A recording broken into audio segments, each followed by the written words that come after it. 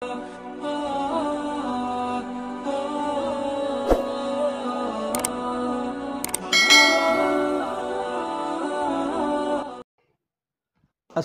علیکم ورحمۃ اللہ وبرکاتہ۔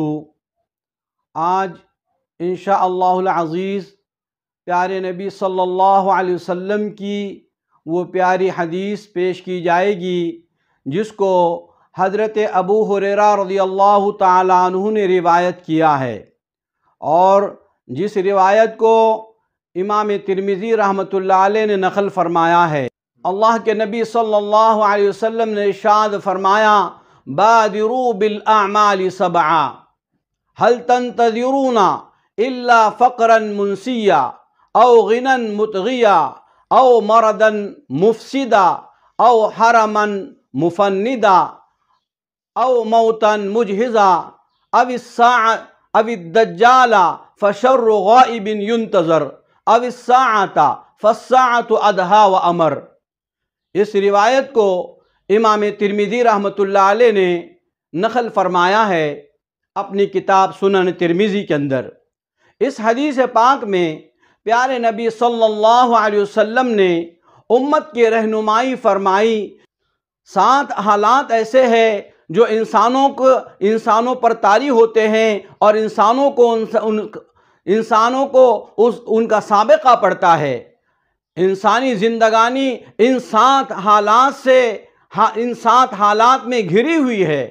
وہ 7 حالات میں سے سب سے پہلا حال انسان کا یہ ہے، یا تو انسان مالدار ہوگا، تونگر ہوگا، یا فقیر اور تنگ دست ہوگا۔ اللہ کے نبی صلی اللہ علیہ وسلم نے ارشاد فرمایا، کیا ایسا فقر و فاقہ جو انسان کو اپنے وجود کو بھلا دے، اپنے مقصد کو بھلا دے، ایسے فقر کا انتظار ہے؟ واقعتاً فقر و فاقہ اور غربت اور تنگی انسان کو بدحال اور پریشان حال کر دیتی ہے۔ ایسے غربت کے اندر انسان اپنے وجود کے مقصد کو بھول جاتا ہے۔ اس کے بعد فرمایا، او غنا مطغیا، انسان کا دوسرا حال وہ تونگری کا ہے، مالداری کا ہے، اسباب کے فراہمی کا ہے۔ انسان کو اچھے حالات پر اللہ کا شکر ادا کرنا چاہیے۔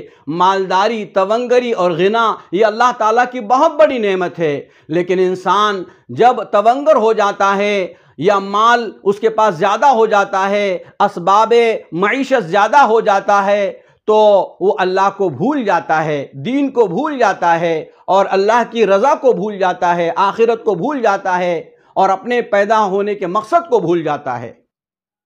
تو یہ اس کے لیے باعث ہلاکت چیز ہے۔ کیوں کہ جب معیشت کے اندر فراوانی ہوتی ہے، غنا ہو جاتی ہے، تونگری مل جاتی ہے، تو یہ تونگری اس کو جو ہے اللہ کے نافرمانی پر ابھارتی ہے۔ تو ایسی تونگری جو اللہ کے نافرمانی پر ابھارے اور اس کو سرکشی پر آمادہ کرے، ایسی تونگری سے پناہ مانگی گئی ہے۔ ایسی تونگری آنے سے پہلے نیک اعمال میں جلدی کرے۔ او غنا مطغیا، ایسی تونگری جو انسان کے اندر سرکشی پیدا کرے، ایسے حالات آنے سے پہلے انسان کو نیک اعمال میں جلدی کرنا چاہیے۔ تیسری چیز فرمائی کہ مرضا مفسدا، ایسی بیماری جو انسان کو ہلاک و برباد کر دے۔ آئے دن بیماریاں انسانوں کو گھیرتی رہتی ہے، وبائیں، بلائیں، مصیبتیں انسان کے جو ہے چاروں طرف جو منڈلاتی رہتی ہے۔ تو ایسی بیماری جو انسان کو لاغر و مجبور کر دے، ہلاک و برباد کر دے، ایسی بیماریوں سے بھی، بیماریوں کے آنے سے پہلے انسان کو جو وقت ملا ہے اس کو غنیمت جاننا چاہیے اور نیک اعمال کے اندر سبقت کرنا چاہیے۔ چوتھی چیز اللہ کے نبی نے فرمایا، او حرما مفندا، کیا تمہیں ایسے بڑھاپے کا انتظار ہے جو انسان کو ہلاک کر دے، جو انسان کو معاف کر دے، جو انسان کو بے دست و پا کر دے؟ تو ایسا بڑھاپا جو انسان کو، جس کے اندر انسان کی عقل سٹیا جاتی ہے، انسان مجبور ہو جاتا ہے، ایسے بڑھاپے کے آنے سے پہلے ہم کو نیک اعمال میں جلدی کرنا چاہیے۔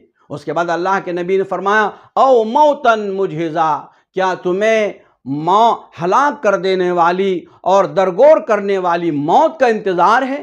واقعتاً موت ہر ایک کو آنی ہے، لیکن موت سے پہلے پہلے انسان کو اپنے نیک اعمال میں جلدی کرنا چاہیے، نیک اعمال کی تیاری کرنا چاہیے۔ اسی طریقے سے اللہ کے نبی نے فرمایا اب الدجالہ، کیا تمہیں دجال کے فتنے کا انتظار ہے؟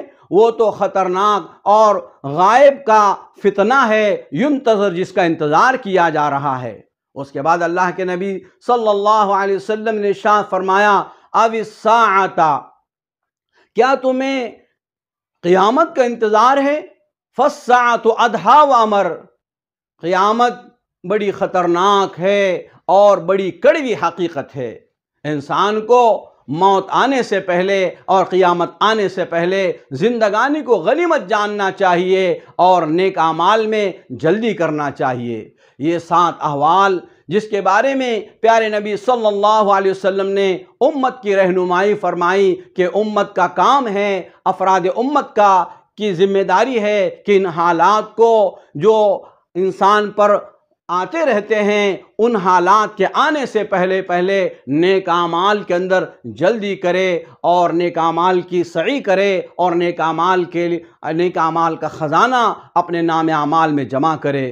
اللہ تعالیٰ مجھ کو اور آپ کو اور تمام امت محمدیہ صلی اللہ علیہ وسلم کو پیارے نبی صلی اللہ علیہ وسلم کی پیاری حدیثوں پر عمل پیرا ہونے کی توفیق عطا فرمائے۔ وما علینا الا البلاغ۔